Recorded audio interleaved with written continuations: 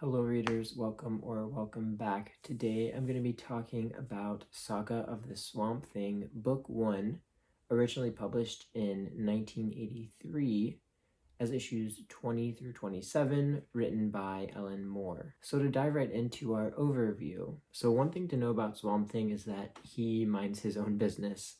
Basically, he just wants to be left alone, but folks do not want to give him a second of peace. The story picks up with Swamp Thing presumably being shot and killed, and from there he actually goes on a journey of realization and self-discovery. Now to go into the plot and pacing. So the actual plot of the story can be a little bit difficult to follow at first if you're not familiar with the characters associated with Swamp Thing like I wasn't. There's also some elements of his story that at first may be a little bit hard to follow.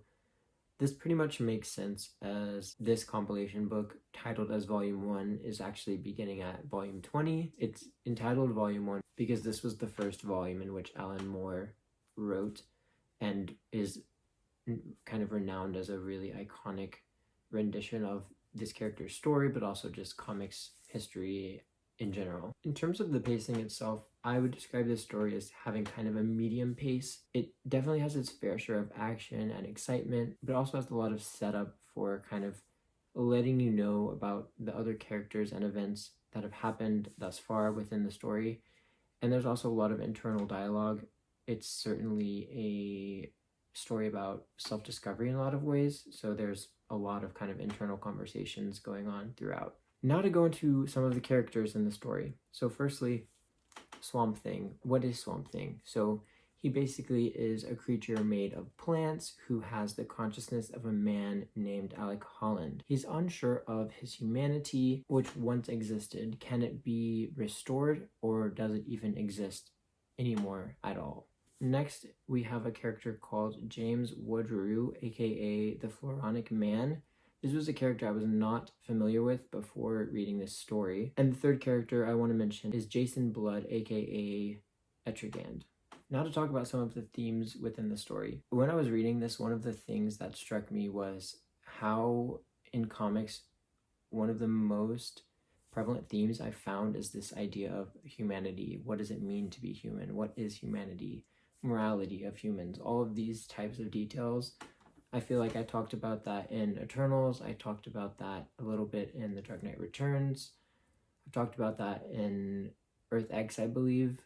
So really, humanity seems to be a huge theme within comics itself, but especially within the story. And in a lot of ways, this is a very literal take on humanity in terms of Swamp Thing literally doesn't know if he is human, if he should be a part of humanity at all, or if he should just exist in a non-physical plane and essentially live in blissful happiness for all eternity. Next, to talk about environmentalism. So within this story specifically, the two characters of Swamp Thing and the Phloronic Man represent opposite perspectives on environmentalism and what it means to be an environmentalist. So a bit of spoilers for the rest of the content of this video, but essentially one of the themes that Swamp Thing really has to uncover and discover about himself is the idea of his humanity, like we talked about previously.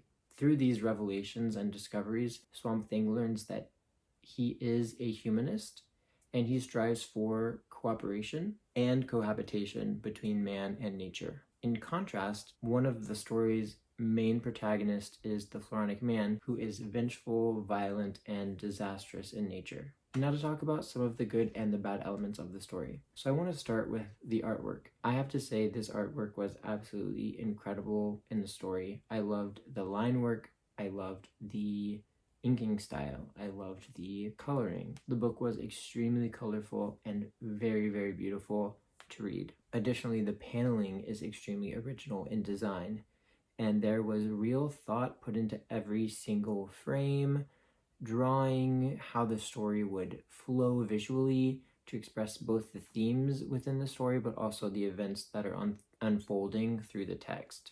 Next, the writing was really fantastic. That may kind of be assumed considering Alan Moore's run of this series is so famous and iconic, but I just have to mention it because I think it's truly a huge part of why I'm sure this specific arc has had the lasting success that it has, is because of the really just great in-depth and adult writing that's present within the story. Relating to the writing itself, the character of Swamp Thing was so much more enjoyable than I thought he would be. I alluded it to a little bit earlier, and this was my first kind of real introduction into actually reading a Swamp Thing story and reading something where he really had a pivotal role. And I was kind of shocked and really enjoyed him so much. He's an extremely kind, good character. He's really thoughtful, and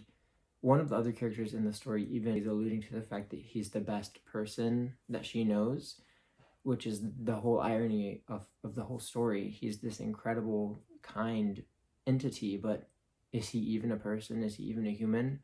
And that's kind of one of the things that he's really battling with and struggling with within the story itself. The only kind of slightly negative or bad note that I would add is the pacing. Although I mentioned it's kind of a medium pacing, it can also feel a little bit weighty at some times. So I personally read this story one chapter at a time because I felt there's so much content, so much detail in terms of the drawing, but also the context of trying to understand the story, trying to understand it on a deeper level beyond what's simply presented to you very surface level. And there's also so much internal dialogue within each section that there are a lot of words, and it can be a little bit much to kind of get through. So I find myself kind of taking a comfortable pace, and I only read like one chapter at a time, just because for me that was the best way to ensure I was really enjoying the story,